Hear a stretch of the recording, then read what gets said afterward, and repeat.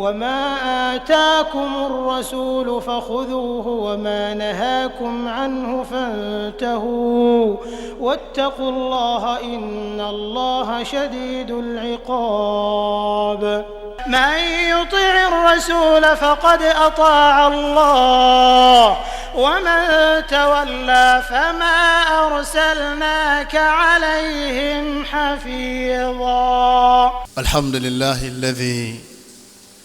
أمر بطاعة رسوله صلى الله عليه وسلم بعد طاعته، والصلاة والسلام عليه وعلى آله وأصحابه أجمعين. إخوة الإيمان، السلام عليكم ورحمة الله وبركاته. adúpẹ́ fún Ọlọ́run ọba wa, ọba tí ó pa wá láṣẹ tó ní ká máa tẹ̀lé Ànábì wa Muhammad sallallahu alaihi wasallam. Ìtẹ̀lé Ànábì Ọlọ́run ọba ṣe ní ọ̀ranyàn, kó má bàa dàrú mọ́ wa lọ́wọ́. Ọlọ́run ọba Allah tún wá sọ fún wa pé ẹ máa tẹ̀lé mi, kẹ́sì máa tẹ̀lé Muhammad sallallahu alaihi wasallam. Àmọ́ Ọlọ́run ọba Allah eléyìí mọ́lẹ̀ nínú al-Qur'an kálíbà mọ̀ pé ìmá tẹ̀lé Ànábì ọ̀ranyàn ni. Ọlọ́run ọba tó wá fi wá sínú àwọn tí wọ́n tẹ̀lé Ànábì wa Muhammad sallallahu alaihi wasallam. Àdánwò tí báyàn tẹ́yìn ó fi sọ pé Qur'an nìkan lòun fẹ́ gbàgbọ́, òun ọ̀gbàdísì gbọ́ mọ́, kọ́lọ́mọ́jọ́ ọbẹ̀ ní kọ̀ọ̀kan wa. Àdánwò tí báyàn nínú ẹ̀sìn tẹ́yìn fi ṣàlàyé pé ìtẹ́ni a ṣe yìí tí ó bá ti sínú Qur'an èmi ò lè ṣe,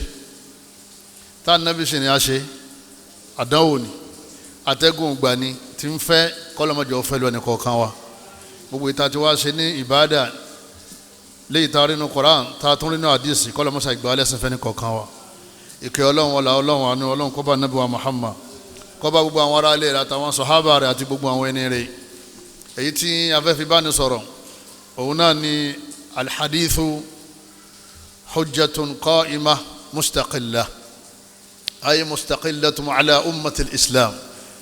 ala ummati Muhammadin sallallahu alayhi wa sallam. Hadith Ànábì ẹ̀rí ni, hadith Ànábì wa Muhammad sallallahu alayhi wa sallam ó tó fún wa ní ẹ̀rí tá gbọ́kànlé tó jẹ́ pé a máa fi darí ẹ̀sìn wa. Nítorí pé Ànábì wa Muhammad sallallahu alaihi wasallam ìgbà tí ń lọ ó kú ṣàlàyé fún wa pé nǹkan méjì lòun fílẹ̀ fún yín. Ànábì wa Muhammad ó ní taraktum fikum amrayn, ẹ̀rí ó ní nǹkan méjì lòun fílẹ̀. Lan tadillu ma in tamassaktum bihima, ẹ̀ ní sọnù tẹ́ bá ti di méjèèjì mú. Méjèèjì náà ọ̀kan náà ni o, nítorí pé iṣẹ́ kan náà ni méjèèjì jọ ń ṣe. Ànábì ní kitaballah wa sunnati, tírà Ọlọ́run al-Qur'an, lẹ́yìn náà sunna ìmí Ànábì wa Muhammad sallallahu alaihi wasallam. Amrayn, gbogbo ẹni ọba kéwú tí kéwú yé yọ mọ̀ pé nǹkan méjì wọ́n ń pè bẹ́ẹ̀. Amrani amrayn, nǹkan méjì Ànábì filẹ̀ fún wa. Méjèèjì àwọn ọ̀tẹ́sìn ti wá dìde láti dàrú mọ́ wa lọ́wọ́. Abẹ́lọ́ nínú àánú rẹ̀ nìkọ̀ọ̀kan wa, kọ́lọ́mù bá aláàkọ́ mọ́ jẹ́sìn wọn dàrú o. Ọ̀pọ̀lọpọ̀ àwọn mùsùlùmí sì ti kó sí wọn lọ́wọ́. Àwọn tó wọ́n fẹ́ da nǹkan méjèèjì yìí rú, alukur'ani àti sunna Ànábì, wọ́n fẹ́ da Qur'an rú, wọ́n fẹ́ da hadith rú. Ẹ̀rí alukur'ani al-Karim òun náà ni ìwé ìmọ̀nà. Allah subhanahu wa ta'ala ń sọ ní al-Qur'an al-Karim, a'udhu billahi minash shaitanir rajim. Ọlọ́run bá ní dhalika al-kitabu, ẹ̀rí tírà yẹn al-Qur'an, la rayba fihi, Ọlọ́run bá ní kò sí iyèméjì ń bẹ, ẹ má dáwọ́ tó ń tọ́wà ń bẹ, bó ṣe rí náà nìyẹn. Huda, ìmọ̀nà ni fẹ́ni tó bá fẹ́ mọ̀nà nínú àwọn olùbẹ̀rù Ọlọ́run. Hudan lil muttaqin, kọ́lọ̀ mọ́sá ìfàwọ́nà sínú wa. Ẹni bá bẹ̀rù Ọlọ́run ọba ò ní fi Qur'an lẹ́ o. Lẹ́yìn náà ni sunna Ànábì wa Muhammad sallallahu alaihi wasallam. Ọlọ́run ọba Allah ní kádìímú tá a bá wá fìtínà. Sunna náà làwọn yẹn fẹ́ bì wọlé ní wọ́n fẹ́ yọ sunna kúrò nínú Islam, wọ́n fẹ́ yọ hadisi kúrò nínú ẹ̀sìn Islam. Ọlọ́run sì ní falyahdharil ladhina yukhalifuna an amrihi, gbogbo àwọn tí wọ́n yapa ọ̀rọ̀ rẹ̀, amrihi hí tọ́wà ń bẹ̀rún ànábì lọ́lọ́wọ́n bá ń rí fàásì, gbogbo àwọn tí wọ́n yapa sunna tí wọ́n láwọn ní tẹ̀lé ànábì, ìgbé ibà ànábì lọ sọ ìbọ́lọ́wọ́n sọ, nígbà Ọlọ́run ti sọ yẹn àwọn ọgbàgbọ́. Ọlọ́run bá ní wọn tó máa ń yapa àṣẹ ànábì an tusibahum fìtínà padà bá wọn, ọ̀rọ̀ wọn padà dàrú, àtọ̀rọ̀ ayé àtọ̀rọ̀ ẹ̀sìn méjèèjì ó dàrú mọ́ wọn lọ́wọ́, lẹ́yìn náà wọ́n tún wá jìyà lọ́run. kọ́lọ́mọ bá Allah kọ́mọ fìyà sínú àwọn ẹni ìyàláyà àti lọ́run. Al-Qur'an, gbogbo àwa tá a jẹ́ mùsùlùmí òdodo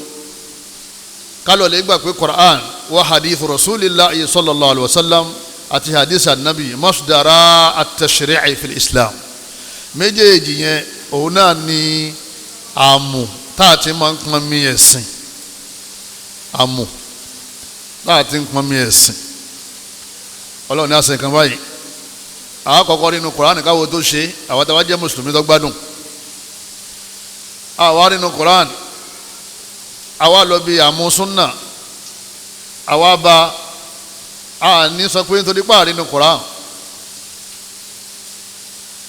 Méjèèjì yẹn òun là Nábì lóhun fílẹ̀ fún wa, ìtumọ̀ ni pé tẹ́ẹ̀ bá ti rí ń bí ẹ rí níbí, tẹ́ẹ̀ bá ti rí nínú Qur'an ẹ rí nínú hadisi. Ẹ wá rí àdánwò tí ó bẹ́ sílẹ̀ láwùjọ àwa mùsùlùmí lágbàńlá ayé lẹ́ni, òun náà ni pé àwọn kèfèrí ni wọ́n fẹ́ máa darí wa. Ọ̀rọ̀ ayé ti bọ́ sí wọn lọ́wọ́ náà, àwọn ni wọ́n darí ayé, ètò jíjẹ múmu,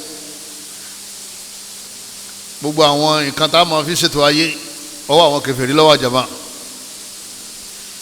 Wọ́n wá rí i pé àwọn tó fẹ́ máa darí ẹ̀sìn, wọ́n wá kọwọ́ bọ Al-Qur'ani wa,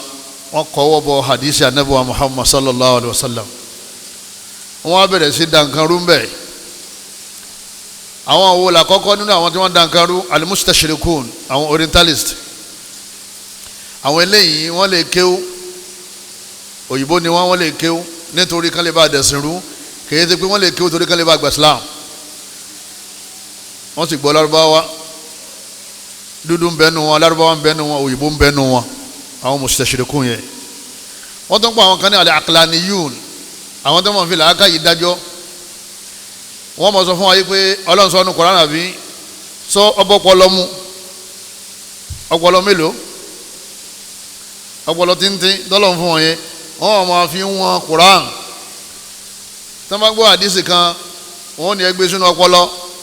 sọ́bọ̀pọlọ lọ, ọpọlọ tani, ọpọlọ ọmọ èèyàn. Innal insana kana zaluman jahula, ẹ̀gbọ́n tọ́lọ̀ nǹkan ọmọ èèyàn ni, Ọlọ́run ní alábòsí lọ́mọ èèyàn, lẹ́yìn náà olódo ni. Ọmọ èèyàn ò ní làákàyè àfẹ̀yí tá a bá kàn bù díẹ̀ fún. Wisdom Ọlọ́run behind gbogbo tọ́lọ̀ ní a ṣe, ikima Ọlọ́run, àǹfààní tọ́lọ̀ fẹ́ kárí lérí gbogbo tọ́lọ̀ ní a ṣe. Èmi ọpọlọ wa gbé, èmi ọpọlọ wa ò gbé, àwọn kan máa tẹ̀lé Al-Qur'ani, a máa tẹ̀lé sunna ni. Kọ́dà ń bẹ ní àwọn ìtàn tí wọ́n pa fún wa nínú Al-Qur'ani tọ́pọlọ wa ò gbé. Wọ́n ní ràkúnmí àtọmọ rẹ̀ lẹ́yìn ó jáde nínú àpáta lọ́dọ̀ àwọn ìjọ Ànábì Sọ́ọ́lẹ̀. Scientist wo ló fẹ́ prove yẹn? Ọlọ́run bá ní iqtarabati s-sa'atu wa inshaqqa al-qamar, Ọlọ́run bá ní òṣùpá ó sì bẹ́ sí méjì. Àwọn kèfèrí wọ́n ń pè irọ́ là Ànábì pa o, nítorí pé wọ́n mọ̀ pé kìí ṣe rọ́. Lẹ́ni àwọn mùsùlùmí sọ fún wa yìí pé ká máa sọ pé òṣùpá pín sí méjì náà, ìndọ̀tí Islam, ìròrí yẹn ìndọ̀tí wa, torí pé àwọn scientist ò fi ìdí ẹ̀ múlẹ̀ pé òṣùpá ó possible kó pín. Nítorí wọn bá táwọn scientist bá sì ti sọ káwọn máa sọ pé ó rí bẹ́ẹ̀ ní Qur'an, á máa pè mọ́ nírọ́. Kí wọ́n ta fẹ́ máa gé ń sinú. Sálù Qur'an ní huda ni àbí al-ulum science ń bẹ́ẹ̀ nu tẹ́lẹ̀ Qur'an ní ká ṣe, táwọn scientist náà sọ pé bẹ́ẹ̀ ni ń sì ń bẹ́ẹ̀ nú ẹ̀ tọ́jú pé ọpọlọ scientist tó gbé ọkọjá ọpọlọ scientist. òṣùpá pín ọkọ̀jọ́ ọpọlọ ẹ̀. ẹ̀yọ́ mayami wa ma huwa hadafuhum, kí ni èrò àwọn pípù yìí jama? wọ́n sì lè kọ́ bọ́nu Quran, wọ́n kọ́ bọ́nu hadith, wọ́n wí kátikati, wọ́n wí jákujáku. àwọn kan tún dìde àwọn ní mùsùlùmí làwọn ń ta wọn, àmọ́ ọpọlọ làwọn fi ń ṣẹ̀sìn tàwọn náà. alukuraniyun làwọn, Quran nìkan làwọn gbàgbọ́, àwọn ò gba hadith gbọ́. nítorí bá ti sínú Quran táwọn bá ti nínú hadith àwọn ò ní gbà, àfi tó bá wà nínú Quran tí ó tún wà nínú hadith nìkan làwọn gbà. àwọn eléyìí àwọn náà ń bẹ ní ayé rẹpẹtẹ. ìrun wákàtí mẹ́ta làwọn máa ń kí. wọn kì í sọ̀látùl fájírì, ìrun àsùbá, wọn nítorí pé fájírì ó hà píà nínú Quran. wọn sì kì í sọ̀látùl ustá, ìrun àlásàrì, tí Ọlọ́run bá ní ẹ máa sọ́run wa sọ̀látùl ustá, wa sọ̀látùl ustá, ẹ mójútó ìrun àárín gbùngbùn. ìrun àlásàrì l'Ànábì tú sí. wọ́n ní sọ̀látùl ustá náà wà àlásàrì, wọ́n ti fò àyílà zuhuri, wọ́n ti fò yẹn. lẹ́yìn náà min ba'di sọ̀látùl ìṣà, àwọn rí i pé ìṣà ó wà nínú Quran, ó di mẹ́ta, wákàtí mẹ́ta táwọn kí ni ẹ. mo ṣe debate pẹ̀lú àwọn kan nínú wọn ní nǹkan bíi ọdún bíi mẹ́ta sísìn. àbàṣọ tó ọlọ́njọ́ gbọ́, ó ní Quran nìkan ni làwọn believe. wọ́n wá kí àsùbá, wọ́n kí alásàrì, wọ́n sì kí ìṣà, wọ́n ní báyìí kí zori àti magrib. mùsùlùmí náà làwọn náà ń pera wọn. kí ló dé? wọ́n ní torí pé àwọn believe hadith. tẹ́ ẹ bá wá sólé ní ìrun bóòlù ẹ̀ máa wá ṣe, wọ́n láwọn jarun ni. nínú ayé àwọn olówó wà pé iṣó máa ń jarun, wọ́n bá dákẹ́ ní báwọn ò gbọ́. àwọn kèfèrí wọn rọ́ sí lọ́pọlọ, wọ́n sì gbà bẹ́ẹ̀ náà wípé hadith lẹ́yìn Ànábì ni wọ́n kọ́. lẹ́yìn náà àmọ̀yé tó jẹ́rọ́ tó jò tó ń bẹ̀, wọ́n ti dànkan rú fún wọn. ó sì kọ́ ọmọ nígbà tí ń kírun àbí inú ayáwo nìkan ọmọ wa, ibi inú àdísì lọ́wà. wọ́n ní àwọn táwí yìí wọ́n fẹ́ dá ihdasu tafriqa bayna al-umma, wọ́n fẹ́ dá wàhálà lẹ̀ láàrin al-umma. wàhálà náà ti ń ṣẹlẹ̀ báyìí torí àwa tá a gbà àdísì gbọ́, tá a sì mọ̀ pé al-ahadithu sahiha athabita, àdísì tọ́lá láàfíà, àwọn takú lérí ẹ̀. àwọn tọ́lá àwọn gba àdísì gbọ́, àmọ̀ takò wọn. bàbá ti takọ̀rọ̀ kí ni wọ́n máa ṣẹlẹ̀ jama? ìjà.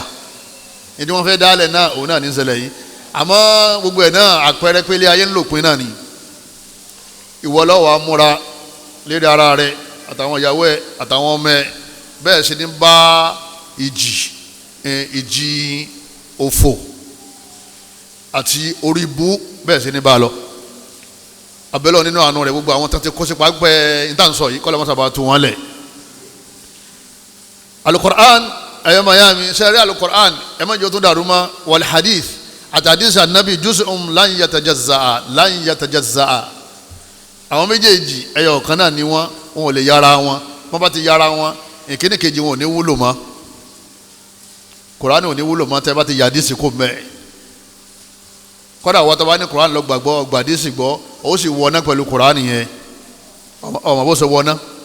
ẹ kírun lọ́lọ́wọ́ bá sọ́nù Quran, wà á kírun sọ́lá, ó wà kú bó ṣe kí. bàbá wa tó bẹ̀ kó fèrè kalẹ̀ kó tó rùkú. bí wọ́n bá gbàrún rẹ̀ tí wọ́n bá sì ti gbà á, òun lè wọná lọ́rùn. àmọ́ tó bá ní orùkú kó tó fèrè kalẹ̀, àdísì ló tẹ̀lé, torí náà àdísì nìyẹn wà á kírun sọ́lá tà lọ́wọ́ nù Quran, ẹ kírun. anabi fi sọlú kamara ayétumuni usọlì, anabi ni ẹ máa kírun bẹ́ẹ̀ ṣe rí tèmi ṣe kíni tèmi ń kí. tíọ́rì wà ní Quran, practical rẹ̀ ń bẹ nínú sunna. gbogbo ọ̀pọ̀lọpọ̀ lè kéwọ́n lẹ Yorùbá lẹ́nu wọ́n ti ń sọ̀sọ́kúsọ. àwọn gbàdísì àwọn nǹkan wọn làwọn gbà díẹ̀ nínú àdísì, àwọn ọgbà yòókù ọmọ ìyá kan náà gbogbo yín. àwọn nǹkan wọn ní àwọn máa fi hadisi sínú ọpọlọ, àwọn tó bá ọpọlọ mu tí ọba ti bá mu àwọn yẹ ẹ lẹ. àwọn nǹkan wọn ṣe ní hadisi ọba wù yẹn ni ibi sunna ni. ọba wù ọmọ fa'alaha yuthabu wa man tarakaha la yu'aqab. bẹ́ẹ̀ bá ṣe sunna yọ gba aládé abẹ́ òṣìṣẹ́ kò ní jìyà. àwọn sunna kan bẹ ọjẹ ìyá tó bá ṣe. ó kẹ́ráka méjì lásùbà ọlọ́run ní jìyà. iná gan ni yàrá iná. ó kẹ́ráka mẹ́jọ ní magribi ọlọ́run ní tẹ̀lé sunna, ebi sunna ló ní akí mẹ́ta ìbá nàbì lóní ọlọ́run ní mẹ́ta ní káwọn máa kí sórí súnà yẹn ọlọ́run ló sọ̀ kalẹ̀ fún nàbì sallallahu alaihi wasallam rákà méjì lásùbà ọlọ́run ló sọ̀ kalẹ̀ fún nàbì ó fi máa nàbì ni pé ọyá máa ṣàlàyé Qur'an gbogbo nǹkan ká lè kó sínú Qur'an tán pátápátá àlàyé rẹ̀ wọ́n lọ́mọ ṣe fún wọn tó fi yé ó fi mí rán Jibril ó fi mí máa nàbì sallallahu alaihi wasallam rákà méjì ní jimá nínú ayàwó lọ́wọ́ ipe rákà méjì la máa kí n jimá ibi ẹ̀ lè kírun jimá lọ́lọ́run sọ idha nudiya lis-salati min yawmil jumu'ah fas'aw ila dhikrillah nígbà wá dé jimá ńkọ́ rákà mélòó láwa kí àwọn kan gbé ẹja kí mẹ́rin torí pé àsìkò zóòrì ni ànábì lọ́wọ́ ní méjì lọ́lọ́run ní á kí àwa ní ọlọ́run ló sọ súnà kalẹ̀ onírọ́ al-wahyu wahyan súnà wáhàyí kan ni nítorí ọba sínú Quran tó bá wà nínú àdìsí wọn pè ní súnà àti tó wà nínú Quran tó jẹ́ pé ọlọ́run ní ká ànábì ó ṣàlàyé rẹ̀ kó lè bá yé wa dáadáa ni wọ́n pè ní súnà kọ́dà ọlọ́run fi mẹ́hàn ànábì pé ṣe kò sínú Quran ànábì sì ní ká máa ṣe ẹran kó mọ́tò ń dádùbúlẹ̀ al-aqiqah nínú ayáwó lọ́wọ́ ọlọ́run sì ẹ̀ sọ̀rọ̀ lé nínú Quran ànábì sì ní wọ́n ní ká máa pẹ́ ẹran kó mọ́ ta ló ní wọ́n máa pa Allah ajẹ́ pé Allah ní sọ Quran kalẹ̀ Allah ní sọ súnà náà kalẹ̀ ẹ wá ń fẹnu tẹ́ḿbẹ́lú àdìsí ẹ̀sìn yìí ti bàjẹ́ nìyẹn wa ma yantiqu anil hawa in huwa illa wahyun yuha ànábì ò ní sọ nǹkan kan jáde lẹ́nu àfihàn tó jẹ́ pé ọlọ́run ọba Allah ló ní kó sọ ọlọ́run dẹ̀ ń gáìdì ẹ̀ ọlọ́run ṣe ní o gbọ́dọ̀ sọ tara rẹ̀ walau taqawwala alayna ba'd al-aqawil tó bá sọ tara rẹ̀ àdépò ànábì náà tún láwọn ọ̀rọ̀ míì tó jẹ́ tara ẹ̀ ọ̀kan nínú àwọn sàhábà nígbà wọn wà ní ogun Uhud kọ́ ó ń bèèrè lọ́wọ́ ànábì pé ìrẹ́ ànábì ṣé ibi adúó yìí sọ́lọ́ ló ní adúó ń bẹ̀ ànábì lọ́lọ́ nǹkan o tọ̀ ẹ̀jẹ̀ àgùn bí wọ́n sì kó ń bẹ̀ sẹ́yìn pé ànábì ṣe tara ẹ̀ ni àmì yìí tó bá ti jẹ́ nǹkan tó dé pé ọlọ́run bá fi rán sí wa kò ní fi tara ẹ̀ kún ọlọ́run fi ní wa ma yantiqu anil hawa kò kàn ní ronú kọ́kàn sọ̀kan in huwa illa wahyun yuha ní tá a bá ní kó sọ fún yín ní ọmọ sí kínní ní ọmọ sọ fún yín adé pé ọlọ́run máa pàṣẹ nínú al-Qur'an ànábì ó máa pàṣẹ nínú kínní nínú hadisi rẹ̀ méjèèjì náà àṣẹ ọlọ́run ọba wa ni ẹ̀yọ́ mayami alhadithu hadisi ànábì aslun min usuli din min usuli islam ìpìlẹ̀ ẹ̀sìn ni tó jẹ́ pé bá a bá ti lè yọ ọ́ kú ẹ̀sìn ó sì ṣubú ìtàkùn ọlọ́run lọ Qur'an mọ́ súnà hadisi ọlọ́run lọ hadisi mọ́ Qur'an méjèèjì wá di ìtàkùn ṣe rí ìtàkùn méjèèjì yẹn ó ti lọ́ mọ́ra wọn bọ́ bá lọ yà á ọ́ dasẹ́lẹ̀ àfikọ́ jẹ́ pé méjèèjì lágbàgbọ́ àgbàlù Qur'an gbọ́ á sì gba hadisi ànábì gbọ́ ẹnu àwọn hadisi tí wọ́n fi parọ́ mọ́ ànábì nìkan ìlàyọ̀ ọ̀lẹ̀ ahadithu da'ifa àwọn àfáàsì ti ṣiṣẹ́ lérí yẹn ulama dirasat al-asanid ilmu jarh wa ta'dil ìmọ̀ rẹ̀ wà bí wọn náà bá fẹ́ dájọ́ lérí hadisi wọn náà ọlọ́lẹ̀ ká kò rí dandan kọ́ lọ jámíà àmọ́ tọpa àwọn àfáà aládìsí lọ kì í ṣe pé wọ́n máa fi hadisi ibtidayi ìdádí lọ́mọ fi yanjú hadisi àlùmọ̀ ọkà ìdádí ọkà tànàwí ọwọ́ lọ́wọ́ fẹ́ máa dájọ́ lérí hadisi ta lọ́kọ́ àbí kò lè bá àwọn àfáà tó jẹ́ pé kéwù tí wọ́n gan ojú jámíà lọ àbáwọn tán lọ jàmíàtì tí wọ́n mójútó hadisi kì í ṣe gbogbo ẹni tó sì lọ jámíà náà lọ́mọ tó mọ́ bó la ṣe yanjú hadisi ìmọ̀kánni téèyàn máa ń wá tọ́lọ́n fún àwọn tó wù ú ipe hadisi eléyìí lálàáfíà eléyìí lálàáfíà àwọn àfáà sì ti ṣiṣẹ́ yẹn lẹ̀ fún wa Sheikh Nasiruddin Al-Albani ọlọ́run lò wọ́n lásìkò wọn silsilatu al-ahadith as-sahiha wọ́n ti bá wọn yanjú ẹ̀ silsilatu al-ahadith ad-da'ifa wọ́n ti bá wọn yanjú ẹ̀ ó lè yọ hadisi kúrò nínú Quran ó lè yọ Quran kúrò nínú hadisi wa man jahadaha ó ní gbogbo ẹni tó bá jiyàn yí pé al-hadithu laysa bi hujja a lè dúró lérí hadisi báyìí káwá fi ṣe ẹ̀rí táwọn máa fi sìn kan nínú ẹ̀sìn ẹni bá ní hadisi ò tó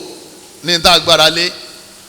àbúwọn ọgbà hadisi gbọ́n tóun àwọn afáàní faqad kadhaba Allaha wa rasulahu ó ti pe ọlọ́run ọba nírọ́ ó ti pa nábì nírọ́ fa huwa kafirun billah ó ti di kèfèrí irtadda anil islam ó ti kú ònú ẹ̀sìn islam àníjọ́ gbàdísì gbọ́ bóun ní ó ṣe kírun ẹ má ṣe bọ́ lọ́wọ́ bá aláwí àbí ẹ má de pàrọ̀ ńkọ́ níbo lọ́wọ́ òǹdè ògùnfẹ́ ògùn fìràkù ẹ̀yọ́ máa yá mi nínú ẹ̀sìn wa ọlọ́wọ́ bá Allah subhanahu wa ta'ala ń sọ nínú al-Qur'an al-Karim wípé nǹkan méjì lòun fi ránṣẹ́ sí wa Qur'an àtàlàyé Qur'an ni èyí tí wọ́n fi rán Jibrilu sí ànábì àlàyé Qur'an kọ́ òun náà ní hadisi ni wọ́n máa túmọ̀ Qur'an ọlọ́run sọ nínú Qur'an ni o ọlọ́run ọba ní wa ma anzalna alayka al-kitaba illa litubayyina lahum ọlọ́run ọba ní ìta sọ kalẹ̀ fún ànábì a sọ Qur'an kalẹ̀ fún ọ illa litubayyina lahum àfi kọ́ ọmọ ṣàlàyé fún wọn alladhi ikhtalafu fihi gbogbo ọ̀rọ̀ tó dàrú mọ́ wọn lọ́wọ́ tí wọ́n yapa lérí ẹ̀ kọ́ ọmọ ṣàlàyé fún wọn a sọ alukurani kalẹ̀ fún ọ àfi kó kurani yẹ kó máa jẹ́ wahuda kó máa jẹ́ guide warahma kó máa jẹ́ blessing àánú ọlọ́run li qawmi yu'minun fún àwọn tí wọ́n bá gbọ́ ọlọ́run gbọ́ ibi à ń lọ gẹ́gẹ́ ni pé illa litubayyina lahum alladhi ikhtalafu fihi ọlọ́run bá Allah subhanahu wa ta'ala ó ní wa nabi sallallahu alayhi wa sallam alukurani kalẹ̀ lásán àfi kó tún ṣàlàyé o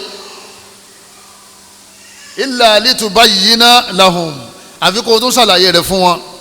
kí ló máa ṣàlàyé alladhi ọ̀rọ̀ ẹ̀sìn ikhtalafu fihi tí wọ́n mọ̀ yìí tí wọ́n fẹ́ ṣe ń bẹ̀ ìwọ ló ṣàlàyé fún wọn. tani wọ́n ní kó máa ṣàlàyé tírà sọ̀kalẹ̀ ń sìn ọwọ́ ní ìwọ ń tiẹ̀ bọ́rọ̀ bá ti dàrú Kùránì nìkan ni ìwọ lọ lè kà ó ní béèrè àlàyé lọ́dọ̀ ẹni tí wọ́n ní kí kó ṣàlàyé fún wa tani wọ́n ní kó máa ṣàlàyé fún wa tí máa ń ṣàlàyé yọ ọmọ rojọ́ àbí onímọ̀ rojọ́ àwọn ẹjọ́ tí ń rò yẹn kó lè bá a mú wa gbọ́ èyí tọ́lọ́wọ́n bá sọ yé ẹjọ́ yẹn ni wọ́n ń pè ní hadisi kọ́ wá ní Kùránì nìkan ni wọ́n fẹ́ máa kà ó béèrè ẹjọ́ ànábì bóun ni ó ṣe wá yẹ ọ tó fi ní dáràn suratu an-Nahl lọ́wà aya 64 ọlọ́wọ́n bá ní sọnù aya mi ọlọ́wọ́n bá ní wa anzalna ilayka dhikra ọlọ́wọ́n bá ní aṣọ dhikiri kalẹ̀ kí ni dhikiri bẹ̀yẹn Qur'an aṣọ Qur'an kalẹ̀ fún ọ litubayyina linnasi ma nuzila ilayhim kó lè bá máa ṣàlàyé litubayyina linnasi ma nuzila ilayhim kó lè bá máa ṣàlàyé fáwọn èèyàn ní ta aṣọ kalẹ̀ fún wọn wa la'allahum yatafakkarun bóyá wọn lè ronú kán tẹ̀lé ọ. suratu Nahl náà ni aya 44 ìwọ náà lọ lè ka nílé bọ́ọ̀ bá ti kà á ó ní dá wọn lóhùn àwọn tí wọ́n fẹ́ yọ àdísì kúrò nínú kíni nínú ẹ̀sìn ọlọ́run ọlọ́run bá Allah subhanahu wa ta'ala ó ní ká nábì ó ṣàlàyé fún wa wa aqimu salata ẹ kírun àlàyé irun ànábì náà ṣàlàyé ní ti ń bá irun jẹ́ ànábì náà ṣàlàyé ní ti ń járun ọlọ́run bá Allah subhanahu wa ta'ala ó ní wa atu zaka ẹ yọ zaka èlólówó wọ́ọ́dà tá a fi mọ̀ pé zaka ti ṣe kíni ó ti wọ́wọ́ wa ọlọ́run sọ nínú Qur'an ọlọ́run fi yín lẹ̀ sínú àdìsí tọ́wọ́ dé pé gbogbo ẹ̀sìn pátá lọ́lọ́run fẹ́ sọ sínú Qur'an ni ẹ̀yọ́ màyá mi Qur'an tá a máa rù káàkiri yóò fẹ́ tó bí ọgọ́rùn Qur'an tá a níyẹn ọlọ́run bá aláwa sọ sókí ó wá fi àlàyé yòókù sẹ́nu ànábì wa Muhammad sallallahu alayhi wa sallam ọlọ́run bá ní ẹ máa yọ zaka.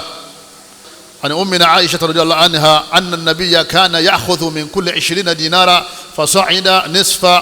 دينار الله أكبر يا عائشة ni النبي صلى الله عليه وسلم kìí pa àwọn yẹn láṣẹ kan yọ sàká àfẹni tí owó rẹ̀ bá ti tó 20 dinar àbí jù bẹ́ẹ̀ lọ adépẹ́ tí ó bá tó bẹ́ẹ̀ ànábì pààyàn láṣẹ kó yọ sàká yóò wá yọ ìdajì dínárì àdìsí nìyẹn o nígbà tí àwọn àlùfáà tí wọ́n kọ̀nfàtì 20 dinar yẹn wọ́n ló ṣe déédéé 85 grams of gold tí ó bá wá sáà dìísì ẹyọ sàká sábà wẹ́ kálukú ní mọ́tí ọ̀yọ́ ọlọ́wọ́n bá ní ẹlẹ́ hajj anábì ní ta'khudhu anni manasikakum anábì ní hajj tẹ́fẹ́ ṣe ẹmu látọ̀dọ̀ mi kò ní ẹmu látọ̀dọ̀ Ọlọ́run àbí látinú Kùránì ó ní ẹmu látọ̀dọ̀ mi li ta'khudhu anni manasikakum torí mi ni wọ́n rán sí ọwọ́ ní ìwọ gbàdísì àbí ìwọ ọmọ gbà kan nínú àdìsí àbá àdìsí ànábì tó bá bọ́pọ̀ lọ́mọ nìkan ni wọ́n gbà tí ó bá ti bọ́pọ̀ lẹ́mu ò ní gbà á ò lè jẹ́ muslim kò sí àdìsí tí ó bọ́pọ̀ lọ́mọ àbí tí ó bá yẹ wọ. ọlọ́run ní falẹ̀ yatawafu bil baytil atiqi ọlọ́run bá ní ẹ tàwáàfù tẹ́ bá ti dé hajj tàwáàfù yìí nínú àwọn erigun hajj ni ẹ̀yẹn gbọ́dọ̀ mọ́ tàwáàfù àwa dé tàwáàfù mélòó láwa tàwáàfù ọlọ́run sọ yìí tá a ṣe tàwáàfù labbaik allahumma labbaik labbaik la sharika laka labbaik innal hamda wa ni'mata laka wal mulk la sharika la ọmọ wí bẹ́ẹ̀ tó fi dé ibi kaaba tó bá ti wá débẹ̀ ó wá bẹ̀rẹ̀ tàwáàfù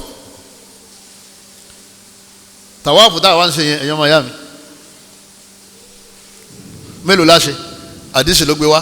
ọ̀nà sábàtà ashwat ẹ̀ẹ̀méje ìlànà Ànábì ní ká máa ṣe ta ló sọ fún Ànábì pé ká máa ṣe lẹ́ẹ̀méje Allah ẹ̀yọ́ mayami ẹ̀dá kun torí tọ́lọ́wọ́n bá wa gbogbo bí wọ́n bá ti ń sọ̀rọ̀ àdìsí Ànábì òun kà lérí íńtánẹ́ẹ̀tì ni o òun ò lérí fóònù ni o òun ò lérí sátáláìsì ni o àdáwò ti délé ayé débi pé àwọn ọ̀tá ìsìn wọ́n ti ṣàṣeyọrí lérí àwọn mùsùlùmí kan kọ́lá lérí àwọn àfáà kan lérí àwọn lékéwù kan wọ́n ti ṣàṣeyọrí lérí wọn àfi ká bẹ Ọlọ́run ọba kọ́lọ́run ọba Allah kójú wọn rí náà kí wọ́n padà àdìsí wo ẹgbẹ̀jọ́ wọn ní àdìsí wo Ànábì ní sallu kama ra'aytumuni usalli Ànábì ní bí n ṣe kírun gẹ́lẹ́ ní kẹ́kì bí n ṣe kírun ètò ìbẹ̀ ni pé ètò mi ń ṣe nítorí sèpè ládìsí náà ni qawluhu wa fi'luhu wa taqriratuhu níta Ànábì sọ níta Ànábì ṣe àti tí wọ́n ṣe wájú Ànábì tá Ànábì ó sọ pé ọ̀dà ni wọ́n pè ní hadisi Ànábì ní ẹ máa tẹ̀lé hadisi mi. ayọ́mọ̀ya hadisi gbà mí yuwaddihu ma ashkala min al-Qur'an àwọn nǹkan kan tí ó fẹ́ nítumọ̀ méjì nínú al-Qur'an hadisi ó wá ṣàlàyé pé ẹ má rò sí ibi báyìí o ibi báyìí ní ẹsẹ̀ kínní ní ẹrù sí o ọlọ́mọba ní wa'iddu lahum mastata'tum min quwwah ọlọ́mọba ní àwọn ọ̀tá yín ẹ palẹ̀ mọ́ fún wọn pẹ̀lú èyíkéyìí nínú agbára min quwwah èyíkéyìí nínú agbára ṣé mọ̀ pé ibi ọ̀rọ̀ dé yìí wọ́n sì jẹ́ pé ńlẹ̀ Yorùbá ti wà yìí kí láàmú afọkàn sí ìpè Ànábì ní min quwwatin nakra ìpè èyíkéyìí agbára èyí lè lo gbére ọdẹ èyí lè lo bàǹtẹ èyí lè lo gbàdí kò sí tó burú ká lo pàró kò sí tó burú ká so nǹkan mọ́ra min quwwatin lọ́lọ́run sọ ọlọ́run ní èyíkéyìí agbára tẹ bá ní Ànábì sallallahu alaihi wasallam nígbà Ànábì òyìnbó Ànábì ní ala innal quwwata ar-ramy kúwà agbára tọ́lọ́wọ́n bá ń rìn fáàsì ń bẹ̀ yẹn òun náà ni ká mà bá ṣe mọ̀ nǹkan jù ar-ramy weapon physical weapon ar-ramy ala innal quwwata ar-ramy Ànábì ní ẹ kọ́ra yín bẹ́ẹ̀ ṣe mọ̀ nǹkan jù bẹ́ẹ̀ ṣe mọ̀ nǹkan ta tẹ́sẹ̀ tiẹ̀ tó sì mú lọ́ọ̀kan kúwà yẹn àdìsí tu tí o bá sàdìsí ni àwọn abidjan wọn bá rí nǹkan sọ nílẹ̀ Yorùbá àwọn àfọ ẹlẹ́bọ àní kó wọ́tìn lọ́lọ́sọ ní Ànábì ti tu ní tí àyà Kùránì bá ti díjú àdìsí náà máa ṣe kí ni òní ọmọ yanjú ẹ̀ Ọlọ́run sọ ní Kùránì wọ́n láwọn obìnrin yín wahjuruhunna fil madaji' tí wọ́n bá gbọ́rọ̀ ẹ̀yàn wọn lódì lórí bẹ́ẹ̀dì tí wọ́n bá tún gbọ́rọ̀ wadribuhunna ẹ̀nà wọn ó wà ní Kùránì pé ká nà wọn o gbogbo ẹ̀yin umahat Ọlọ́run ní àná yín tẹ́ ẹ bá ti gbọ́rọ̀ tó Ọlọ́run fàlà sí nínà Ọlọ́run ọ̀sọ́rú ọ̀nà tá a gbà nà wọ́n Ọlọ́run ọ̀sọ́ nǹkan tá a fi ṣe kíni tá a fi nà wọ́n ṣe rí i pé wàhálà ti dé tí ọba sáà sí láfi ní àdìsí àti Kùránì ṣe kíni wọ́n lọ́pọ̀ mọ́ra wọn ṣiṣẹ́ papọ̀ ni Ànábì Muhammad sallallahu alayhi wa sallam Ànábì ní fàyín fa'alna táwọn obìnrin tí wọ́n bá gbọ́rọ̀ sí yín lẹ́nu fadribuhunna ẹ̀nà wọn dariban ghayra mubarrihi ní nínà tí ò ní lápá nínà tí ò ní sékíní ghayra muwajji'i tí ò ní lápá kò gbọ́dọ̀ ta tó bá ti ta ó ti lápá kò gbọ́dọ̀ ró kò gbọ́dọ̀ bẹ́ kò gbọ́dọ̀ fàlà kò gbọ́dọ̀ ṣẹ̀jẹ̀ kò gbọ́dọ̀ kán kò gbọ́dọ̀ rún kò gbọ́dọ̀ ní yé ẹ̀dá ẹni tó náà wọ̀ kàdísì tó ní ayà ló wọ́n máa kà sí òní lupa ibi ọlọ́ọ̀ni fàdéré bò hàn náà ọlọ́ọ̀ni ẹ̀ nà wọ́n ló sì jẹ́ pé ọlọ́wọ́n bá aláwọ̀ sọ̀rọ̀ kankan nínú Quran ọ wá ní kànábì ọmọ sàlàyé tí ọ fẹ́ dàrú yẹn torí pé bẹ́lẹ̀ bá ń lu lápò láǹsì ńnà náà ni yọ́ọ́ láṣẹ ọlọ́run ló ń tẹ̀lé èyí tó mú wáyà bẹ́lìtì èyí tó mú wáyà ná tó bẹ̀rẹ̀ sí fin èyí tó mú bẹ́ẹ̀tì tó bẹ̀rẹ̀ sí nà ànábì lọ́wọ́ ni ẹ má jẹ́ ọ dàrú ntọ́lọ́run ṣe kíni ntọ́lọ́run gbà lérò ni Adi ibn Hatam nínú àwọn sahaba ni àyà kan wà ní Quran dábàá ń jẹ sààrì ọlọ́run ni wakulu washrabu ọlọ́run ni ẹ máa jẹ ẹ máa mú hatta yatabayyana lakumul khaytul abyadu minal khaytil aswadi minal fajr summa atimmu siyama ilal layl ọlọ́run ni ẹ máa jẹ ẹ máa mú títí tí òwú dúdú tó fi yọ láàrin òwú funfun tó bá ti wá yọ tó ti kílẹ̀ báyìí pé dúdú ni black ẹ sì wá dá oúnjẹ dúró ẹ wá máa gba àwẹ̀ títí lè ó fi sùn Adi ibn Hatam radiyallahu anhu ọlọ́run bá yọ́nú sí lòun bá mú òwú tá a fi fẹ́ràn sọ àti òwú dúdú rẹ̀ àti funfun ẹ̀ lọ́wọ́ fi sẹ́gbẹ̀ẹ́ ara wọn ó fi sígbèrí ń wò báyìí pé àsìkò oúnjẹ ò tí ṣe kíni àsìkò tá a dò oúnjẹ dúró tí ì tó ó dìgbà tá a bá rí méjèèjì tó hàn láàrin ara wọn ìgbà tí ó fi wò ta ilẹ̀ tí ṣe kíni ilẹ̀ ti mọ́ ọ̀rọ̀ yìí ti dàrú lọ́ba lè lè bá anabi wa Muhammad sallallahu alayhi wa sallam nígbà ọ̀dọ́dọ̀ anabi ni ó dàrú lóòótọ́ ó dà bó ṣe wá béèrè kí ni anabi fi yanjú ẹ̀ àdìsí anabi wa ni innama dhalika sawadu layli wa bayadu nahar kéésì òwú tẹ̀ fẹ́ràn sọ lọ́lọ́ngbà lérò mẹ́ ìtọ́lọ́wọ́n bá gbà lérò òun náà ni pé ẹ máa wo alifájàrí tí dúdú yẹn funfun ìbẹ̀rẹ̀ òrùn tó bá ti yọ láàrin dúdú òru ìtọ́lọ́wọ́n rí fà sínú ìtọ́lọ́wọ́n gbà lérò nìyẹn kéésì òwú tí ọba sádìísì kí láwọn náà tábà máa dé káàkiri sí ìjọba àkàmọ̀dé owó káàkiri àmọ̀ wá jọ̀sán èèyàn wà lọ́lẹ̀ wọ́ná ọwọ́ ń pè bó ń ta díìsì bọ́ọ̀ bá ti gbà díìsì gbọ́ ń lè wọ́ná ni bọ́ọ̀ bá ti ní ìwọ́ o ọmọ ọkọ̀ yá díìsì ọmọ ọkọ̀ kéré ó sì wọ́dán ọlọ́run alápàṣẹ ní Kùránì ó ní ká tẹ̀lé hadisi ọlọ́run ní kul in kuntum tuhibbuna Allah eré ànábì sọ fún wọn yí pé ànábì wa ní in kuntum tuhibbuna Allah tẹ́bá máa pẹ́ ń fẹ́ràn ọlọ́run fattabi'uni èmi ànábì ní kẹ́ tẹ̀lé o tẹ́bá ń fẹ́ràn ọlọ́run èmi ní kẹ́ ṣe kí ni kẹ́ tẹ̀lé èmi ní juwe ìtẹ́ṣe tẹ́ fi nífẹ̀ẹ́ ọlọ́run tọ́lọ́wọ́ fi nífẹ̀ẹ́ yín wọ́n ní ká tẹ̀lé ànábì ìwọ ni wọ́n tẹ̀lé ànábì ọ̀làdísì nìkan ni wọ́n gbà àmọ́ ń tẹ̀lé ànábì ẹni tí yóò bá ti ní àdísì ọ̀làlàáfíà òun ọgbà àdísì kò tẹ̀lé ànábì náà nìyẹn torí àdísì gangan náà ń pèlè ànábì náà ń pèlè àdísì. al-madhhabu al-aqlani muntashir fil alam al-islami lẹ́ni àwọn nǹkan mẹ́tọ́ dé pé ọpọlọ wọn ni wọ́n gbé kalẹ̀ wọ́n mọ̀ wá fi wọn Kùránì wọ́n mọ̀ fi wọn àdísì tó bá bá mú wọ́n gbà wọlé tí ó bá bá mú wọ́n reject ẹ̀ wọ́n làwọn ò fẹ́ wípé ọ̀rọ̀ yẹn kò possible ẹ̀yẹ́mọ̀ya nínú wọn àwọn gbàgbọ́ lágbàláyé wọ́n ti ń tẹ́tẹ́ láta wí jáde o ó ti wà lérí nẹ́ẹ̀tì o ni wọ́n fẹ́ kàkàkùkà ó wà ń bẹ́ o àwọn sọ pé alhadith alladhi khalafa al-Qur'an narfudu tamaman bi tamam gbogbo hadisi tí ó bá ti yapa Qur'an hadisi tó bá ti yapa Qur'an ọlọ́run ní ẹ lọ bí hadisi ní ká lọ bí wọ́n làwọn ò nílò ọlọ́run ní kíní yẹ wọ ni hadisi wa ní kìí ṣe wọ wọ́n làwọn ò nílò sẹ́mọ̀ pé hadisi tó bá lálàáfíà alhadithu sahih la yu'aridu sarih al-Qur'an wọ́n ní hadisi tó bá lálàáfíà lóòótọ́ ní tí wọ́n sọ yẹn lápá kan oyé kábà wọn gbà bẹ́ẹ̀ bó ṣe jẹ́ pé ibi táwọn ń lọ ọ̀tọ̀ wọ́n ní hadisi tó bá ti lálàáfíà dọ́dọ̀ ànábì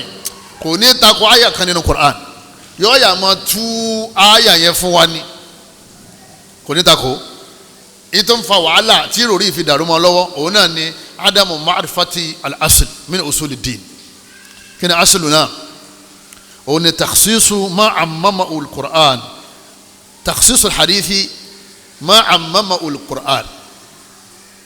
nígbà míì Ọlọ́run bọ́ yóò tú nǹkan lẹ̀ aw taqyidu ma atlaqa al-Qur'an ọlọ́run ní nǹkan báyìí o èèwọ̀ ni o anabi ní wàá sọ pé ọlọ́run ọba Allah ó ti sọ fún mi pé eléyìí ti kú ń bẹ àwọn alaqlaniyun wọn ní kò possible ọlọ́run ní èèwọ̀ làwọn kan yìí ká anabi ọ wá sọ pé eléyìí o òun yẹ ṣe wọ̀ nǹkan kan náà sì ní gbogbo ẹ̀ wọ́n ní ó yẹ kí wọ́n lè kéwú kódà kéèyàn máa ka tírà àwọn táwìn tírà àwọn àfẹ́sìn tó ti lọ lọ́yẹ kéèyàn máa ka àwọn Imam Malik Shafi Abu Hanifa Imam Ahmad bin Hanbal wọ́n ní ó wà ní Quran ọlọ́run bá aláàánú gbogbo tó bá ti kú tí ò bá bọ́ bẹ́ẹ̀ gbogbo kan ti mí tá a ní kẹ́ jẹ tí ò bá bọ́ bẹ́ẹ̀ ẹ gbọ́dọ̀ jẹ ọlọ́run sọ ní Suratul Ma'idah ayẹlẹ kẹta hurrimat alaykumul maytah wad-damu wa lahmul khinzir ọlọ́run bá ní ẹ gbọ́dọ̀ jẹ nǹkan abẹ̀mí tá a ní kẹ́ jẹ tí ò bọ́ bẹ́ẹ̀ ẹ sì gbọ́dọ̀ mú ẹ̀jẹ̀ ẹ sì gbọ́dọ̀ jẹ lẹ́dẹ̀ gbogbo nǹkan yìí wọ́n ṣe léwọ̀ àmọ́ bí táwọn lọ gangan ni n tó kú tí ò bá ọbẹ̀ nígbà wa wo ní àdìsí ṣe mọ̀ pé gbogbo tó bá ti kú tí ò bọ́ bẹ́ẹ̀ pátá ni Al-Qur'an rivers alifu alam tó wà ń bẹ̀ wọn gbogbo ntọ́ bá ti kú tí ò bọ́ bẹ́ẹ̀ ni wọ́n rivers anabi wa sọ nínú hadithi ẹ̀rí anabi ni huwa tọ̀húrú ma'uhu odò omi tó mọ́ ni o ma'uhu tọ̀húrú omi tó mọ́ ni o ẹ máa fomi yẹn ẹ máa fi ṣàlùwàlá ẹ máa fi wẹ̀ alḥillu maytatuhu òkú ẹja tẹ bá mú jáde ńbẹ àbí náà àwọn abẹ̀mí tí ń bẹ ńbẹ tí ń gbénú ẹ̀ tó bá jáde lókù anabi ní alḥil maytatuhu alḥil òkú inú omi òkú ẹja anabi ní ẹ̀tọ́ ní kẹjẹ ọlọ́run sì ní ká má jẹ òkú nu Qur'an Suratul Ma'idah ayẹlẹ kẹta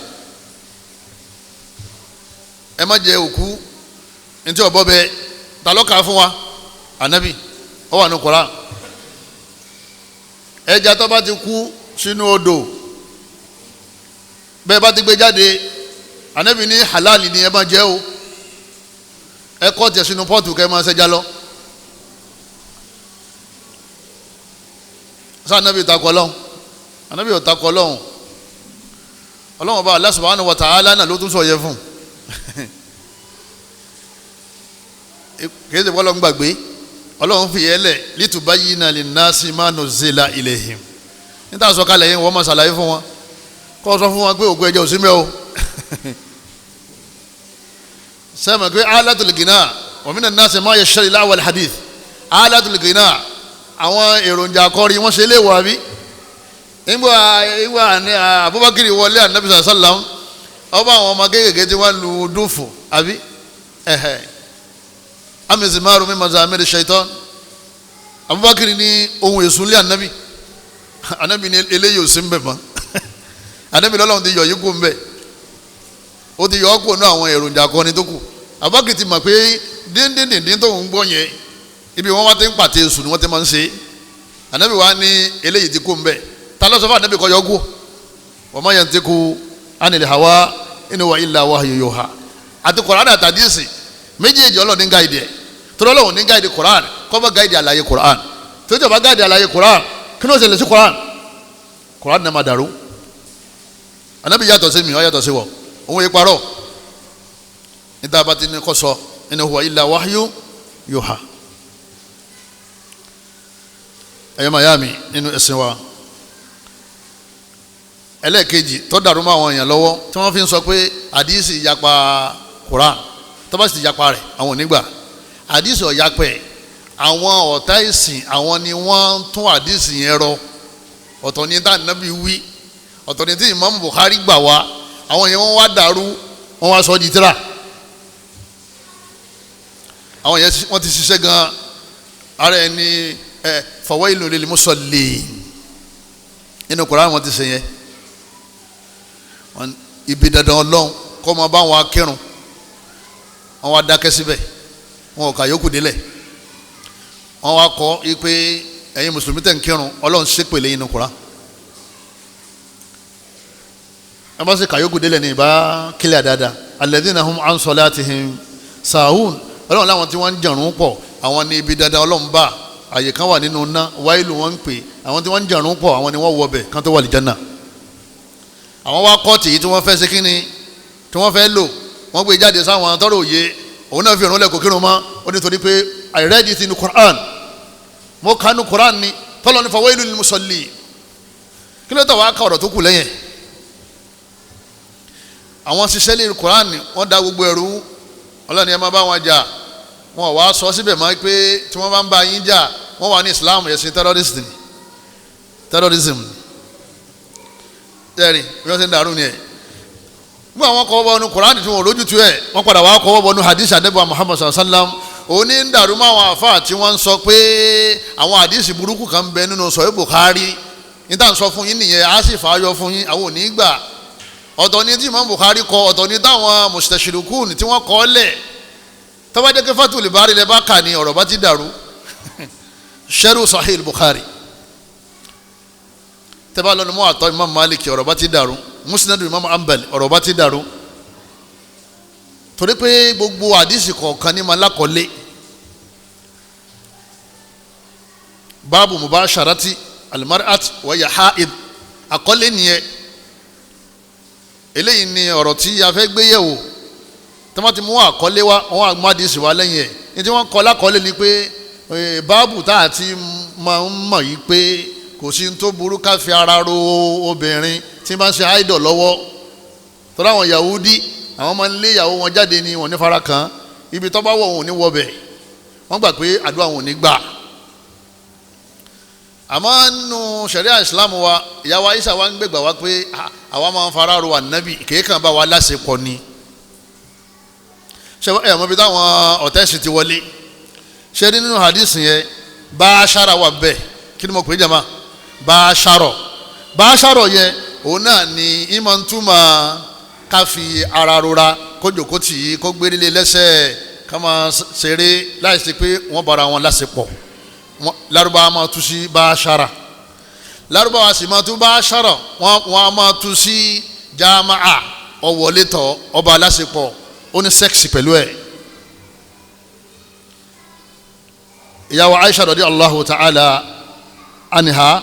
ìgbà tó wọn gbàdé sí wa àwọn wájú ó yé wa ipe nǹkan bẹ́ẹ̀ o ọlọ́mọṣẹ́ ìṣàánú wa àwọn kèfèrí wọ́n sì tọwọ́ bọ̀ ní àdísì wọ́n sì dànkanrú ìyàwó Aisha ó ní kánà ìdáná èmi àbí ọ̀kan nínú wa idha kanat haidọ̀ tí bá ń ṣe haidọ̀ lọ́wọ́ amarha Rasulullah sallallahu alaihi wasallam ànábì ọ̀pá aláṣẹ an ta'tazira ibi kò lo izar kò wọn faṣọ bo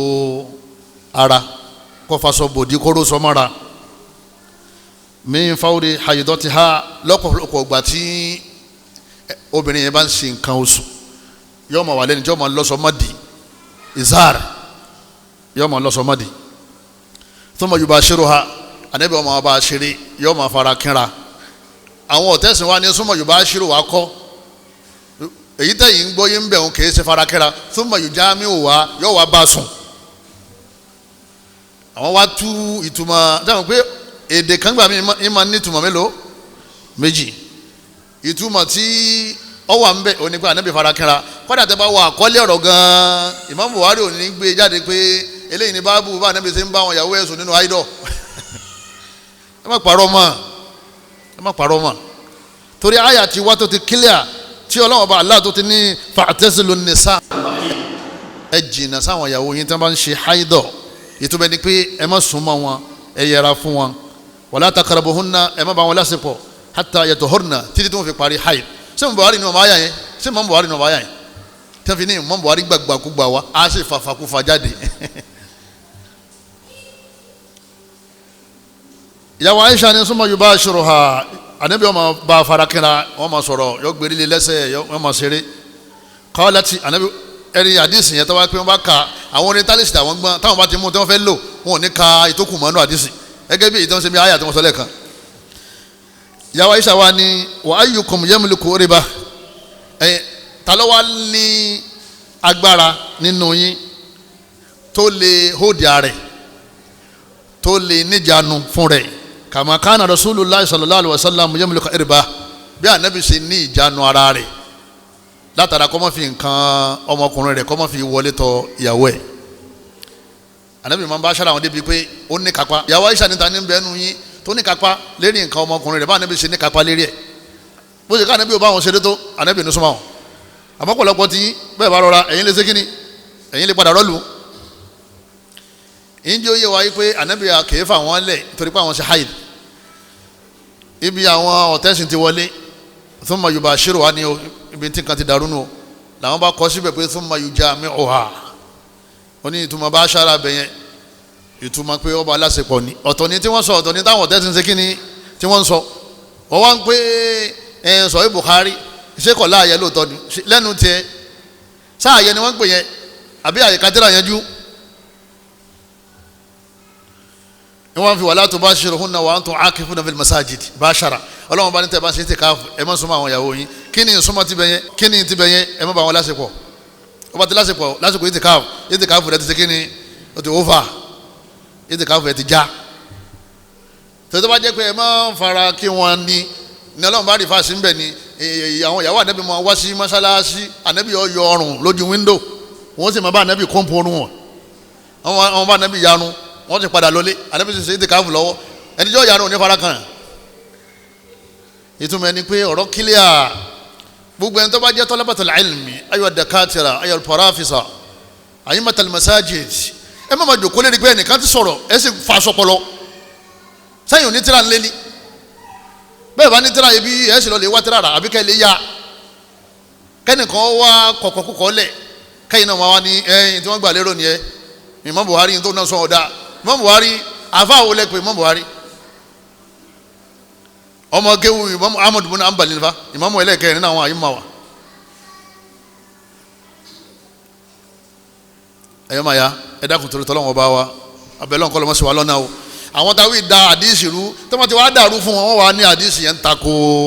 Quran wàláhì subuha arba'a lọ́wọ́ à ń bẹ̀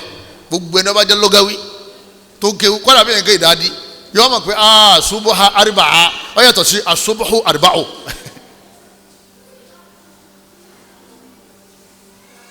ẹnìkan ó bẹ̀rẹ̀ sí yẹn náfìlà ànábì wa sọ fún pé subuha arba'a atusalli subuha arba'a ṣé ó fẹ́ sàṣùbà di mẹ́rin àwọn orientalist àwọn ọ̀tẹ́sìn làwọn bá yọ àákú wọn bá ní asubuhu arba'u ipò Imam Buhari sọ pé àṣùbà wa ti di mẹ́rin níta ànábì sì ń sọ ni pé ìwọ tó yẹn náfìlà méjì sọ fẹ́ àṣùbà di mẹ́rin ǹjẹ́ wọ́n ń béèrè lọ́wọ́ ẹni nígbà tí àwọn ọ̀tẹ́sìn tí àwọn mú àdìsí yìí àwọn wá já lọ́tún já lọ́sì wọ́n ní àṣùbù arba'u wọ́n ní Imam Buhari ní àṣùbà wa ó ti di mẹ́rin ẹni tọ́rọ̀ bá wá yé ó ti yé tọ́rọ̀ òye wọ́n kàn gbé lé lọ́wọ́ òun náà máa gbé káàkiri yóò ní Imam Buhari yẹn àṣùbà wa mẹ́rin ni mo ní olódo ní ọ aláìmọ̀kan ibhath tánìkan bá ti sọ̀rọ̀ ìbáàjẹ́ Maka ìbáàjẹ́ Madina ìbáàjẹ́ ńlẹ̀ Yorùbá wọn náà tọpasẹ̀ ló lè wá lọ ló lè wádìí ọbàjà fẹ́sì àmọ́ kò sí kankan tó dìjà Imam Bukhari òun làáfà àtàwọn alùsùnà àáfà gbogbo ayé sì ni kára kìí sáfà ilẹ̀ Yorùbá nìkan kìí sáfà Áfíríkà àáfà gbogbo ayé alamul Islami ní Al-Imam Bukhari tabati fẹ́ mú ẹ̀rí ẹ̀sìn wa àmàyà àdìsí tọ́lá láàfíà jù tá a máa ń lò ó náà ní Sahihu al-Bukhari àgbésípò Quran nìkan ni ó ṣe àyẹ̀ ń bẹ̀ látòkè délẹ̀ àmọ́ asahul kutub àmọ́ pé tíra àdìsí tọ́lá láàfíà jù táwọn ìmáàmù táwọn náà sọ pé ẹ máa ka láwọn afẹ́sìn tí wọ́n ti lọ wọ́n jẹ́ oyè wáyé pé Sahih al-Bukhari tọ́ ẹ̀yọ́ máa yá mi nínú ẹ̀sìn wa àwọn kan tún dé nínú àwọn táwí àwọn ní anna al-haditha wọ́n ní hadith alladhi yukhalifu al-aqla èyí tó bá ti yapa ọpọlọ àwọn wal-ulum àbọ̀ yapa science marfud àwọn ọgbà wọlé gẹ́gẹ́ bí àdìsí pé ìyàwó jẹ́ èèyàn tẹ́yìn bá wà nù sáré wọn ni ẹ má jẹ́ wọn máa fúlù yín mọ́ ní táwọn kàtá kọ síbẹ̀ nù àwọn kàtá ẹ má jẹ́ wọ́n máa fúlù yín máa mùsùlùmí lèmi náà kì í ṣe mùsùlùmí wọ́n ní bọ́ọ̀ ni ó ṣe pọ́sibù ká máa lẹ́wọ́n fẹ́ jẹ́ yẹn yà nínú sàárè lábẹ́ pákó wọ́n ti da yẹ̀pẹ̀ bọ́ mọ́lẹ̀ ó ti há sínú yẹ̀pẹ̀ bẹ́ẹ̀ bọ̀dínkìlá àdìsí sọ àdìsí ni wọ́n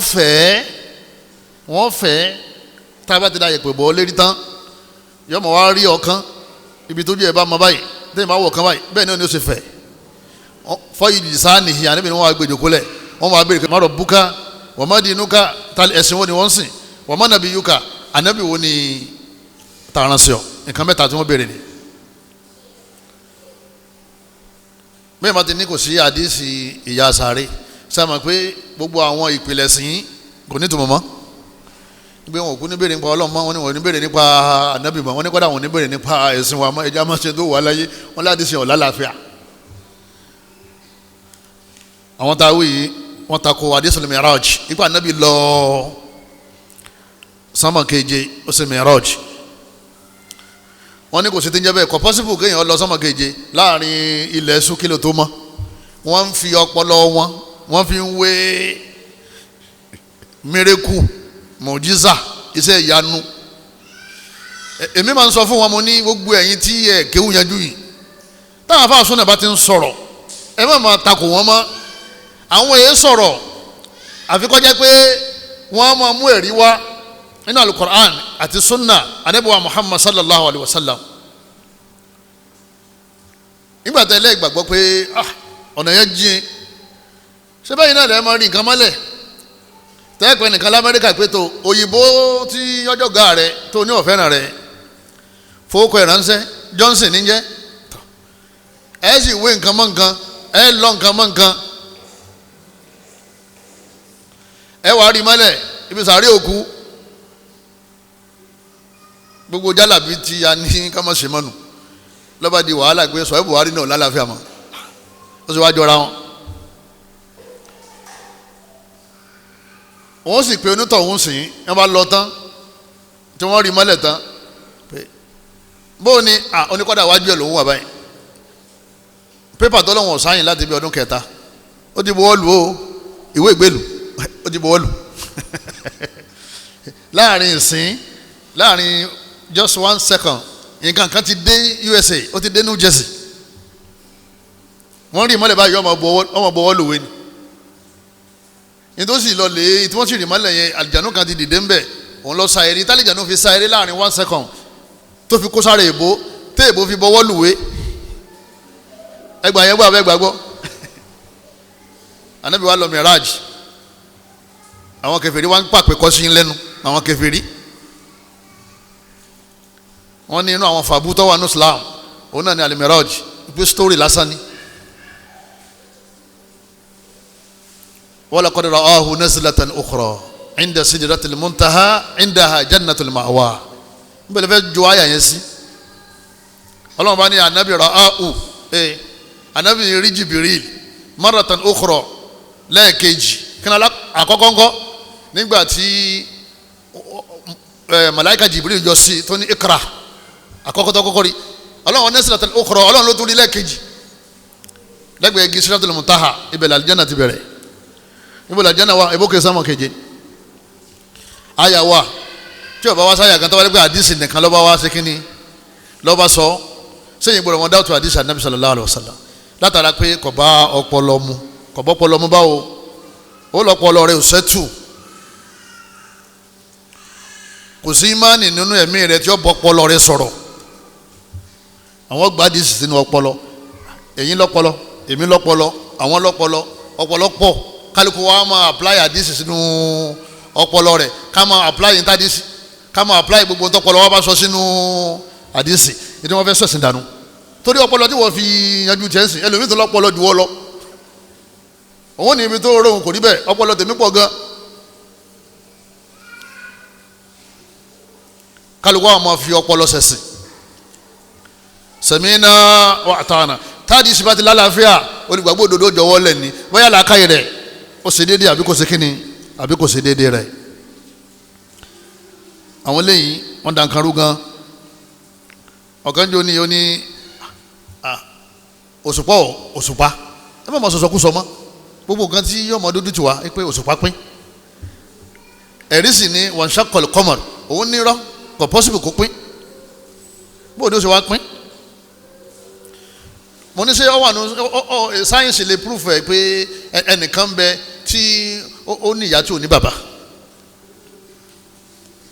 sáyẹ́nsì lè proof ẹ̀ wípé ó possible kí obìnrin ó bímọ láì sọ́kùnrin tí wọn ò sì ju spam sínú ẹ̀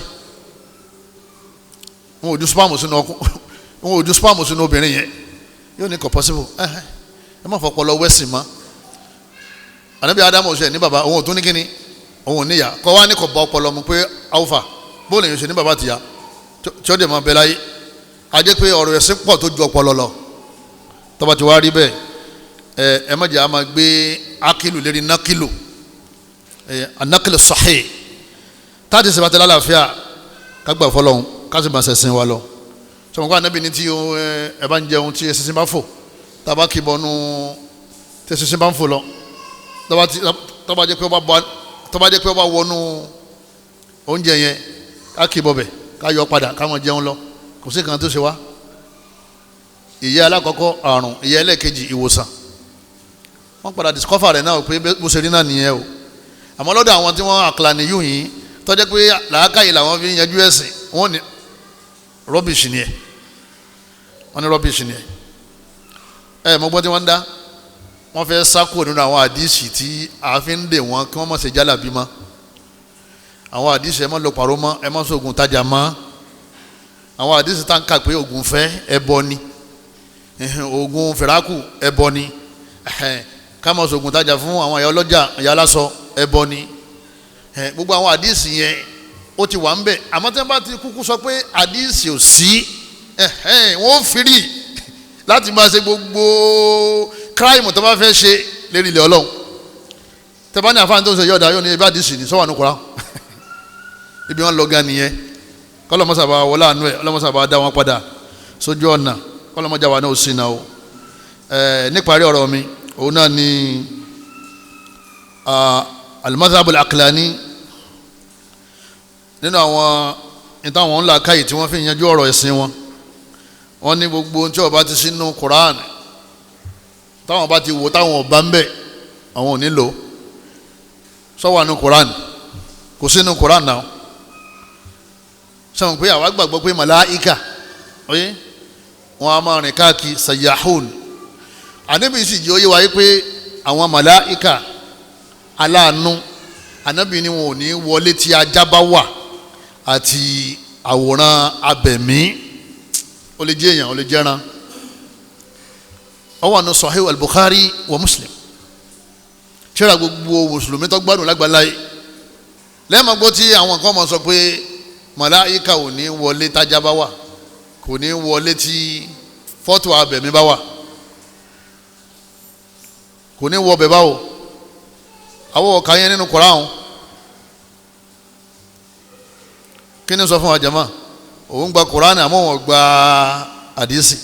kì í wá sí hadisi da'if hadisun sahih ó wà nù Sahih al-Bukhari wa Muslim ipe anabi sọ pé àwọn màláìka ẹjìn ká fún yín Abu Talha ìlọgbà hadisi náà wà nínú àwọn sahaba wọn là anabi sọ pé la tadkhulul màláìka àwọn màláìka kan bẹ wọn ò ní wọ baytan ilé fihi kalibun wala sura tí ajá bá ń bẹ àti ilé tí àwòrán abẹ̀mí èèyàn ní àbí ẹranko abẹ̀mí àwọn màláìka ò ní wọ bẹ̀ muttafaqun alayhi al-Bukhari wa Muslim ní ọlọ́láfíà ìbílífù gbogbo àwa mùsùlùmí tá a wà láyé ni ẹnìkan wá sọ pé kò rí bẹ́ẹ̀ pé kí ló dé tí òfin ní wọlé kò ní wọlé báwo nínú òdì lọ́wọ́ tí òfin ní wọlé sọ wà nínú Quran ni àní kò sí nínú Quran àmọ́ wà nínú àdìsí ànábìsí fìkan méjì lẹ̀ fún wa nígbà tí ń lọ oní kutaballah wa sunnati al-Quran àti àdìsí ẹran kọmọtẹ́yìn náà ń pa nínú àyàwó lọ́wọ́ nínú Quran kí ló dé tẹ̀ ń pẹ́ràn torí pé rí nínú àdìsí ẹran dùn ẹran kó ma èèyàn bọ bíbọ èèyàn dín gbogbo àwọn àdìsí tó bá ti pè wọn wọn bá àmọ́ inú Kùránì wọn làwọn gbàgbọ́ àmọ́ torí pé alùsùn náà sọ pé ẹ má fàjà sílé alùsùn náà sọ pé ẹ má fi fọ́tò sílé fọ́tò abẹ̀mí wọn ni ẹ má dá wọn lóhùn mo ní ẹ má dẹ̀sìn rú mọ́ ẹ má dẹ̀sìn rú wàláhì èyí tí àwa mà tá a sì gbọ́njú bá níjọ́hun àwọn bàbá jọ́hun kọ́lọ́mbà gbàbọ́ wọn tó bá ti di mẹ́wàá gbẹ̀yìn Ramadan wọ́n wá sọ fún gbogbo àwọn ìyá wa pé gbogbo àwọn fọ́tò tí yọ wà ní inú ilé yín ẹ da ojú rẹ̀ bo ara ògiri torí pé tanazzalul malaikatu warruhu fiha ẹ̀rí àwọn bàbá yẹn nìyẹn wọ́n gbà pé àwọn màláíkà sọ̀kalẹ̀ wọ́n sì gbàdí ìsì yìí gbọ́ ipò tí wọ́n bá fi ilé sọ̀kalẹ̀ wọn ò ní wọlé tí fọ́tò bá wà náà fi ní káwọn bàbá wa àtàwọn ìyá wa kí wọ́n máa dájú fọ́tò bo ara ògiri àmọ́ wọn náà bìlífù pé màláíkà kò ní wọlé tí fọ́tò bá ṣe kí ni wọ́n sì mọ̀ pé Lailatul Qadri àwọn màláíkà sọ̀kalẹ̀ ẹ̀sìn ọ̀dàrú o bẹ́ẹ̀ bá ti ń darú a sì máa tó bẹ́ẹ̀ bá ti ń darú a sì máa tó àwọn aṣọ fáwọn èèyàn kí wọ́n lọ lè kàwé ẹ̀sìn táwọn yẹn bá ti wá rí òdodo yẹn ni wọ́n tẹ̀lé yóò dá kẹ́yìn ní òtúbà lọ́dọ̀ Ọlọ́run ọba Allah subhanahu wa ta'ala ẹ̀yọ́ mayami wọ́n ní kọ́dà njọ́ kan Ànábì Muhammad sallallahu alaihi wasallam ń retí Jibril kò rí Ànábì ní Jibril olóhùn bọ̀ Ànábì bá jáde Ànábì jáde ló bá rí Jibril lọ́kàn fashaka ilayhi Jibril ní inna la nadkhulu baytan fihi kalbun wala sura ó yẹ kí n ti wọlé àmọ́ létí ajá bá wà àti fọ́tò abẹ̀mí àwọn ìwọ̀bẹ̀ létà wọn padà wá rí pé ajá kan kékeré kan wọ́n sápamọ́ sínú yàrá wọ́n sì wá tú jáde Imam al-Bukhari àwọn nágbàdé sí wa ẹ máa ya ẹ dákun torí tọ́lọ́wọ́n bá wa atẹ́gùn gbólógì kò ní yẹ fún ọmọ sekínì ọmọ sàfihàn ọ̀pọ̀lọpọ̀ àwọn ọ̀rọ̀ mi ń bẹ nínú ẹ̀sìn wa tí ẹ̀ṣẹ̀ ní nínú Quran ẹ̀yọ́ miami ọlọ́wọ́n bá Allah ojú oyé wa yí pé ọ̀rọ̀ dàrú o kámọ́jọ ọ̀rọ̀ dàrú o ayé pọ̀ nínú Quran ọlọ́ni man yuti' ar-rasula ẹni bá ń tẹ̀lé anabi qad ata Allah ọlọ́wọ́n Allah náà ní ń tẹ̀lé yẹn anabi ní inni utitu al-kitaba wa mithlahu anabi ní wọ́n fún mi ní al-Quran al-kitab wa mithlahu wọ́n tún wá fún mi ní nǹkan kan tó tún ṣe déédéé Quran èwo ló ṣe déédéé Quran yẹn tọ́jọ́ nípa ìdájọ́ ẹ̀sìn bọ̀tẹ̀ yóò máa tẹ̀lé Quran ni o torí Quran wà lókè òun wà ní ìsàlẹ̀ tọ́jẹ́ pé òun ni wọ́n máa tú Quran kí ni mithla yẹn òun náà ni hadith anabi Muhammad sallallahu alayhi wa sallam ọlọ́run ọba ni wa anzala Allahu alayka al-kitaba wal hikma ọlọ́run sọ al-Quran kalẹ̀ fún anabi wal hikma ó tún sọ ikima kalẹ̀ kí ni ikima yẹ jama sunna wa allamaka ma lam takun ta'lam ó wá fi méjèèjì mọ́ torí pé ọmọ tẹ́lẹ̀ àwọn àdìsí tí ó lálàáfíà ìyẹn pọ̀ rẹpẹtẹ láwùjọ wa tá a bá fẹ́ ṣiṣẹ́ lérí àdìsí àwọn tabiligi fadailul a'mal àtàwọn àdìsí àwọn sufi tìjáníyà àwọn yẹn lálẹ́ mójútó àwọn àdìsí tó weak a lè yọ yẹn kú ò ká ṣiṣẹ́ lérí yẹn tá a bá mọ̀ pé a fẹ́ ṣiṣẹ́ lérí àdìsí ká fẹ́ takò ẹ̀sìn ká wá ní àdìsí là ń takò eléyìí ò lè mú nítorí hàn ní àdìsí ká sì máa takò tó lálàáfíà àdìsí kan wà lọ́dọ̀ àwọn Tìjàníyà wọ́n ní Ọlọ́run ọba sọ pé kuntu kanzan makhfiya mo pamọ́ tẹ́lẹ̀ ẹnìkan mọ̀ mí fa ahbabtu an u'rafa mo wá fẹ́ kí wọ́n mọ̀ mí fa khalaqtu khalqan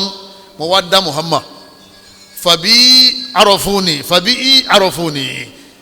pẹ̀lú ànábì yẹn ni wọ́n ṣe wá mọ̀ mí ẹ mọ̀ títí Tìjàníyà àgbà lérò ìpè ntọ́lọ́n kọ́kọ́ dá òun náà ní malẹ́ ànábì kí ló wà nínú ọ̀rọ̀ ànábì ntọ́lọ́n kọ́kọ́ dá alikọ́làmù àwọn àdìsí ìrọ́bà yẹn ó wà rẹpẹtẹ wọn fi lá ànábì gangan fún rẹ̀ ó jáde látara Ọlọ́run ni àwọn kan ní Ọlọ́run gangan là ànábì Ọlọ́run yí padà ló di ànábì wa Muhammad sallallahu alayhi wa sallam àwọn àdìsí tá a lè fàyọ tá a nílò mọ́ oní tawassalu bi jaayi fa inna jaayi inda Allah azim kò sínú tẹ́lá kankan kò sínú musnad kò sínú mu'atta kò sínú sahih kutubu sitta kò sí mẹ́. àwọn àdìsí tó jẹ́ pé a lè máa fàyọ tá a bá fẹ́ ṣiṣẹ́ lérí àdìsí òun náà ni àwọn àdìsí ubùlẹ̀ wa tọ́ ní minal iman ẹ ṣiṣẹ́ lérí àwọn yẹn àwọn àdìsí yẹn ṣiṣẹ́ lérí àwọn yẹn àwọn àdìsí dọ̀ífà táwọn ọmọ ní kéwu yín kán mọ́ kà mọ́ àwọn ò ti kà mọ́ lọ́dọ̀ tiwa tipẹ́tipẹ́ nídìí bẹ́ẹ̀ kádàkùn torí tọ́lọ́wọ́n bá wa kágbà pé alhadith hadith anabi aslu min usuli din min usuli islam ìpìlẹ̀ ẹ̀sìn ni o kò gbọ́dọ̀ túmọ̀ yẹn lọ́wọ́ òun àti quran wọn lọ́ mọ́ra wọn ni o wọn lọ́ mọ́ra wọn ni o ya ayyuhal ladhina amanu ati'u allaha ọlọ́ni ẹlùgbàgbọ́ òdodo ẹ máa tẹ̀lé allah alukur'an wa ati'u rasula ẹ sì máa tẹ̀lé anabi fa in tanaza'tum fi shay tọrọ nǹkan bá ń ru yín lójú tẹ̀ ń ṣe fanfa nípa ọ̀rọ̀ ẹ̀sìn farudduhu ila allah ẹ dá padà sínú quran war rasuli ẹ dá padà sínú hadisi méjèèjì yẹn wọ́n jọ ń lọ ni bọ́kàn bá rí kan èkejì ò lè dáṣẹ́ṣe abẹ́lẹ́ nínú àánú rẹ̀ àti agbára rẹ̀ alukur'an kọ́lọ́mọ́jọ́ dàrú mọ́ wa lọ́wọ́ hadisi anabi kọ́lọ́mọ́jọ́ dàrú mọ́ wa lọ́wọ́ kọ́lọ́mọ́ ṣe wá lórí rẹ̀ kọ́lọ́mọ́ ṣe wá lórí burúkú gbogbo àwọn tí wọ́n ti dọ̀rọ̀ rúmọ́ lọ́wọ́ kọ́lọ́mọ́ sábà tọ́ wọn sọ́nà kọ́lọ́mọ́ Allah kó bá fi wọ́n mọ̀nà gbogbo àwọn tí wọ́n tẹ̀lé fẹ́ nú tọ́jú pé hadisi tó bá